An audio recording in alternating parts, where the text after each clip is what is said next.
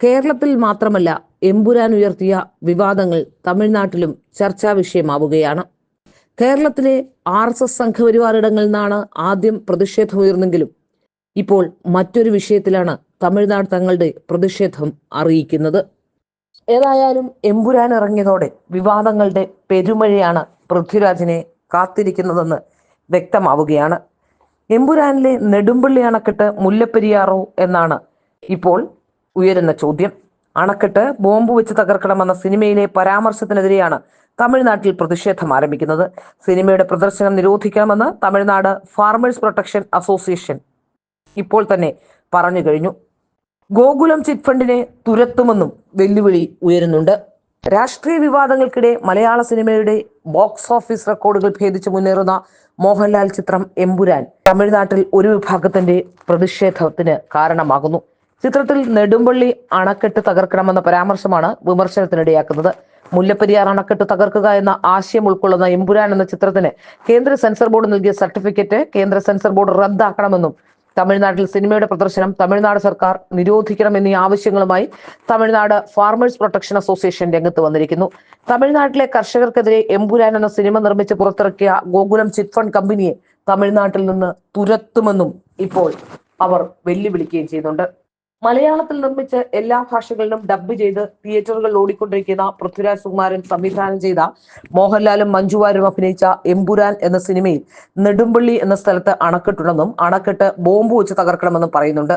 ഇത്തരം കാഴ്ചപ്പാടുള്ള സിനിമകൾ എങ്ങനെയാണ് കേന്ദ്ര സെൻസർ ബോർഡ് അനുവദിച്ചത് എന്നത് അതിലും ഞെട്ടിക്കുന്നതാണെന്നാണ് ഇവർ പറയുന്നത്. മുല്ലപ്പെരിയാർ അണക്കെട്ട് ശക്തമാണെന്നും 152 അടി ജലം സംഭരിക്കാനാകുമെന്നും 2006-2014 വർഷങ്ങൾ സുപ്രീം കോടതിയുടെ ഭരണഘടനാ ബെഞ്ച് തന്നെ ഉത്തരവിട്ടപ്പോഴും സിനിമയിലെ പരാമർശങ്ങൾ കോടതി വിധിക്ക് വിരുദ്ധമാകാൻ കേന്ദ്ര സെൻസർ ബോർഡ് അനുവദിക്കാൻ പാടില്ലായിരുന്നുവെന്നും തമിഴ്നാട് ഫാർമേഴ്സ് പ്രൊട്ടക്ഷൻ അസോസിയേഷൻ ചൂണ്ടിക്കാട്ടുന്നുണ്ട്.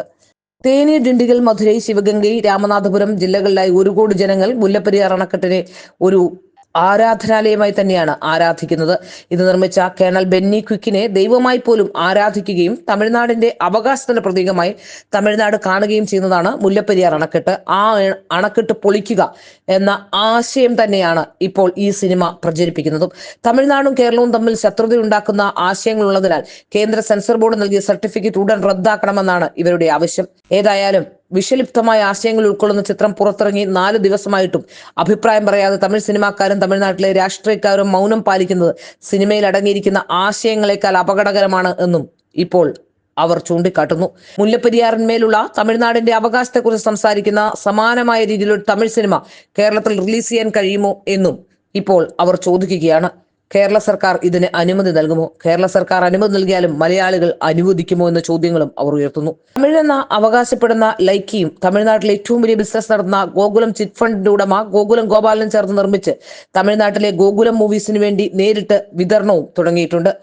തമിഴ്നാട്ടിൽ ഗോകുലം ചിറ്റ് ഫണ്ട് എന്ന സ്ഥാപനം നടത്തി തമിഴരെ ചൂഷണം ചെയ്ത ആ പണത്തിലൂടെ തമിഴ്നാടിനെതിരെ സിനിമയുണ്ടാക്കി ഗോകുലം മൂവീസ് റിലീസ് ചെയ്തിട്ടുണ്ട് എന്നാണ് ഇവർ പറയുന്നത്. ഇത് തമിഴ്നാടിനെതിരാണെന്നും അതിനെ ശക്തമായി അപലപിക്കുന്നുവെന്നും ഇപ്പോൾ അവർ വ്യക്തമാക്കുന്നു. കേരളത്തിലും മലയാള സിനിമയിലും തമിഴ്നാട്ടുകാർക്കെതിരെ വംശീയ ആശയങ്ങൾ പ്രചരിപ്പിക്കുന്നതിന്റെ പരകോടിയിലെത്തിച്ചിരിക്കുകയാണ് ഈ ചിത്രമെന്ന ആരോപണവും വരുന്നുണ്ട്.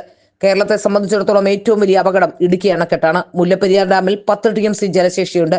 നിലവിൽ ശരാശരി 7 TMC വെള്ളം മാത്രമേ സംഭരിക്കുന്നുള്ളൂ. മുല്ലപ്പെരിയാർ ഡാമിൽ നിന്ന് 10 കിലോമീറ്റർ താഴേക്ക് 70 TMC ശേഷിയുള്ള ഇടുക്കി അണക്കെട്ട് വളരെ വലുതായാണ് നിർമ്മിച്ചിരിക്കുന്നത് എന്നും നമുക്ക് ഇവർക്കും അറിയുന്ന കാര്യമാണ്. മുല്ലപ്പെരിയാർ അണക്കെട്ട് തകർന്നാലും ഇടുക്കി അണക്കെട്ട് പോലും നിറയില്ല. മുല്ലപ്പെരിയാർ വെള്ളം ഇടുക്കി അണക്കെട്ടിന് ഉപയോഗിക്കണം എന്ന പ്രേരണയുടെ അടിസ്ഥാനത്തിലാണ്.